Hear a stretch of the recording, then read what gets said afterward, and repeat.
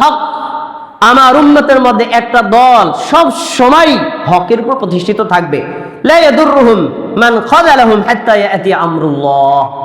বেদাতীরা, গোমরাহ ফিরকার দলেরা, জাহান্নামী ফিরকার দলের লোকেরা যতই তাদেরকে ক্ষতি করতে চাইবে, তাদেরকে কোনো ক্ষতি করতে পারবে না। এই ক্ষতি মানে কি? জোরে আমিন বলবেন। আপনাকে টুকরা করে ফেলতে পারবে, আপনাকে রক্তাক্ত করতে পারবে, মসজিদ থেকে বয়কট করতে পারবে, সমাজ থেকে বয়কট করতে পারবে, আপনার সাথে সম্পর্ক ছিন্ন করতে পারবে, দুনিয়াবি ক্ষেত্রে আপনার ক্ষতি করতে পারবে, কিন্তু হক থেকে আপনাকে 100 পরিমাণ সরাতে পারবে না। যে হক বুঝেছে, হক থেকে তাকে 100 পরিমাণ সরাতে পারবে না। এটার কথা বলা হয়েছে। বেদাতীরা তাকে যতই ক্ষতি করার চেষ্টা করুক, তারা সুন্নাতের উপর থাকবে, তারা তাওহীদের উপর থাকবে। হাদিসটা এই পর্যন্ত বলেছেন। বলার পরে ইমাম তিরমিজির মন্তব্য শুনেন। ক্বালা আবু ঈসা, ইমাম তিরমিজি বলেন, ক্বালা মুহাম্মদ ইবনে ইসমাঈল, আমার উস্তাদ ইমাম বুখারী বলেছেন, ইয়াকুলু, তিনি বলেছেন, সামিআতু আলী ইবনুল মাদিনী, ইমাম বুখারীর উস্তাদ আলী ইবনুল মাদিনী তিনি বলেছেন।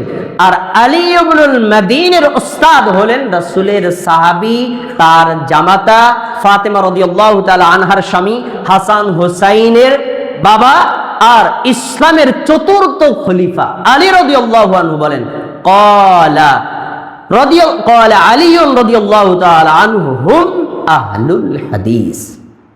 এই যে রাসূল সাল্লাল্লাহু আলাইহি ওয়াসাল্লাম হাদিসটা বলেছেন, আল্লাহর পক্ষ থেকে তারা সাহায্যপ্রাপ্ত, গোমরাহ ফিরকার লোকেরা তাদেরকে যত ক্ষতি করতে চাইবে কিন্তু ক্ষতি করতে পারবে না, কিয়ামত পর্যন্ত তারা হকের উপর থাকবে। এই দলটা কারা জেনে নাও। আলী রাদিয়াল্লাহু তাআলা বলছেন, হুম আহলুল হাদিস, তারা হলো আহলে হাদিস, তারা হলো হাদিসের অনুসারী। আচ্ছা, এবার এটা তথ্য কথা শুনুন। এই যে হাদিসটা ইমাম তিরমিজি রাহিমাহুল্লাহ 2 জায়গায় উল্লেখ করেছেন। এক জায়গায় আলী ইবনুল মাদিনীর মন্তব্য শেষ, আরেক জায়গায় আলী রাদিয়াল্লাহু তাআলা আনহু পর্যন্ত গিয়ে পৌঁছেছে। তার মানে রাসূলের একজন সাহাবী, ইসলামের চতুর্থ খলিফা, তিনি বললেন যারা জান্নাতি, যারা জাহান্নাম থেকে মুক্তিপ্রাপ্ত, যারা আল্লাহর পক্ষ থেকে সাহায্যপ্রাপ্ত, তারা কারা? তারা আহলে হাদিস। এখন আলী রাদিয়াল্লাহু তাআলা আনহু যদি আহলে হাদিস শব্দটা বলে, আহলে হাদিসের গ্রহণযোগ্যতা বাড়ে না কমে? এবার কমানো যায় কিভাবে? কমানোর কৌশল হলো, দেওবন্দ থেকে যখন এই তিরমিজিটা আরবিতে লিখেছে, তখন প্রথম হাদিসে আলী ইবনুল মাদিনী পর্যন্ত মত ঠিক রাখছে। দ্বিতীয়বার হাদিসটা যখন উল্লেখ করেছে, তখন আলী রাদিয়াল্লাহু তাআলা আনহু যে বলেছেন তারা আহলে হাদিস, আলী রাদিয়াল্লাহু তাআলা আনহুর মতটাকে তারা ওখানে ডিলিট করে দিছে। প্রশ্ন হলো কেন? এর কারণ যারা এই হাদিসের কিতাবটা লিখেছিলেন তারা ছিলেন মাযহাবের অনুসারী। তারা বুঝতেন কোন একজন নিরপেক্ষ ছাত্র যদি হাদিসটা পড়ে, ইমাম তিরমিজি বলেছেন, ইমাম বুখারী বলেছেন, আলী ইবনুল মাদিনী বলেছেন, আলী রাদিয়াল্লাহু তাআলা আনহু বলেছেন, সত্যপন্থী দল কারা? আহলে হাদিস যারা। এই হাদিস পড়ার পরে ছাত্র কি আহলে হাদিস হবে না মাযহাবী হবে?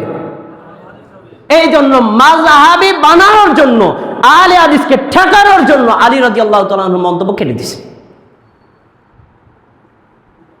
তার মন্তব্য কেটে দিয়েছে। এখন একটা কথা বলে রাখি, এই কথাটা বলে আমার খুতবা শেষ।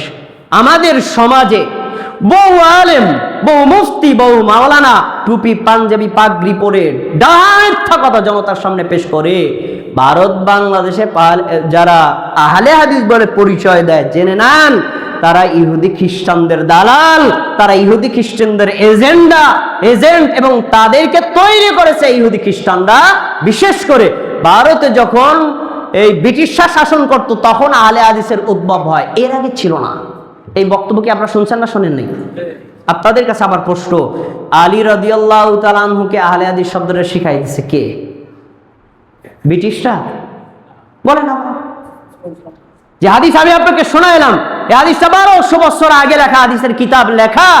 আলী রাদিয়াল্লাহু তাআলা বলেছেন তারা আহলে হাদিস, আলী ইবনুল মাদিনী বলেছেন তারা আহলে হাদিস, ইমাম তিরমিজি বলেছেন তারা আহলে হাদিস, ইমাম বুখারী বলেছেন তারা আহলে হাদিস।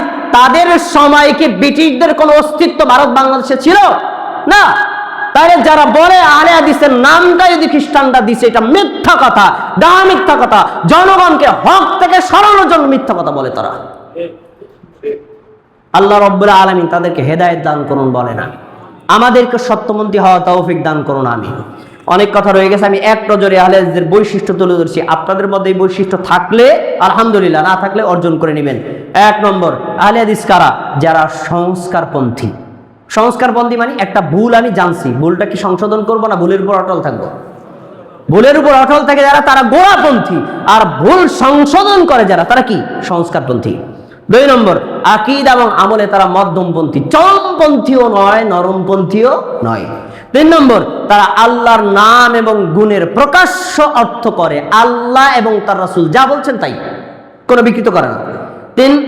চার নম্বর তারা জামাতবদ্ধভাবে জিহাদ করে। আহলে হাদিসরা জিহাদ করে, খুচরা জিহাদ না। আহলে হাদিসরা জিহাদ করে কিন্তু জঙ্গিবাদী করে না। আহলে হাদিস এই কথা বলে না, আসেন বাংলাদেশের 64টা জেলায় 64টা আদালতে বোম মারবো, ইসলাম কায়েম করে ফেলবো, এ কথা আহলে হাদিসরা কোনোদিন বলে না। এইটা হলো সন্ত্রাসী। জিহাদের পরিবেশ যেদিন হবে তখন এক আমিরের নেতৃত্বে গোপন কোনো জিহাদ নয়, প্রকাশ্য জিহাদ হবে। এই জিহাদকে আহলে হাদিসরা সমর্থন করে। তারপরে 5 নম্বর তারা কাফের মুশরিকদের বিরুদ্ধে অত্যন্ত কঠোর, মুসলিমদের প্রতি দয়াশীল। এরপরে 6 নম্বর তারা সুন্নাতের অনুসারী, বেদাতকে বর্জনকারী। 7 নম্বর তারা সবসময় ঐক্যবদ্ধ থাকার চেষ্টা করে। 8 নম্বর তারা দলিল ভিত্তিক আমল করে।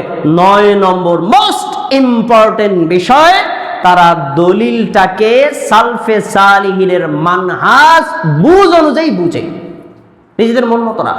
এই 8টা বা 9টা গুণ অর্জন করেছে যারা, সে নিজেকে আহলে হাদিসের পরিচয় দিলেও আহলে হাদিস, পরিচয় না দিলেও আহলে হাদিস। এরাই হলো জান্নাতি ফেরকার অনুসারী। আল্লাহ আমাদেরকে তৌফিক দান।